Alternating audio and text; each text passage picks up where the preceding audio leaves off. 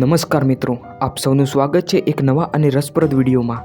દુનિયામાં ઘણી એવી જગ્યાઓ છે જે રહસ્યથી ભરેલી છે અને એમાંથી એક છે નોર્થ સેન્ટિનલ આઇલેન્ડ, એક એવો ટાપુ જે આજે પણ લોકો પાષાણ યુગની જેમ જિંદગી જીવી રહ્યા છે।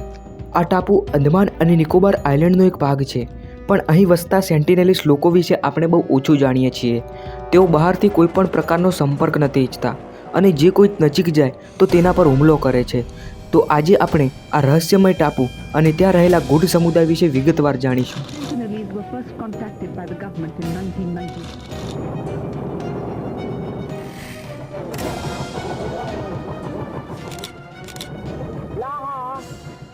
નોર્થ સેન્ટિનલ આઇલેન્ડ ભારતના અંદમાન અને નિકોબાર ટાપુઓનો એક ભાગ છે। આ ટાપુ લગભગ 59.67 ચોરસ કિલોમીટર જેટલો વિસ્તાર ધરાવે છે અને ઘણા ગીચ જંગલોથી ઢંકાયેલો છે। આજ સુધી અહીં કોઈ ઇન્ફ્રાસ્ટ્રક્ચર કે ડેવલપમેન્ટ નથી થયું। સેન્ટિનેલીસ લોકો પ્રાચીન સમયથી અહીં રહેતા આવ્યા છે।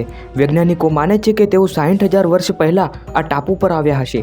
1970ના દાયકામાં ભારતીય સરકારે તેમની સાથે મિત્રતા કરવા માટે ઘણી કોશિશ કરી, પરંતુ સેન્ટિનેલીસ લોકોએ એ બધું નકાર્યું। 2006માં બે માછીમારો ભૂલથી આ ટાપુની નજીક ગયા અને સેન્ટિનેલીસ લોકોએ તેમને મારી નાખ્યા। સેન્ટિનેલીસ લોકો પાસે રોગપ્રતિકારક શક્તિ ઓછી હોય છે કારણ કે તેઓ આજ સુધી કોઈ જ બાકીના માનવજાતના સંપર્કમાં નથી આવ્યા। તેથી ભારતીય સરકારે આ ટાપુને અત્યંત સુરક્ષિત ઝોન જાહેર કર્યો છે અને ત્યાં કોઈ પણ વ્યક્તિ જઈ શકે નહીં। આજની તારીખે સેન્ટિનેલીસ લોકો હજુ પણ પોતાનું જીવન તટસ્થ રીતે જીવી રહ્યા છે। તેઓને વિજ્ઞાન, ટેકનોલોજી કે આધુનિક જીવનની જરૂર નથી। તેઓ આજે પણ કુદરતી સંસાધનો પર આધાર રાખીને જીવતા છે। જો તમને આ વિડીયો પસંદ આવ્યો હોય તો લાઇક, શેર અને ચેનલને સબસ્ક્રાઇબ કરવાનું ભૂલશો નહીં। આગામી વિડીયોમાં ફરી મળીએ। નમસ્કાર।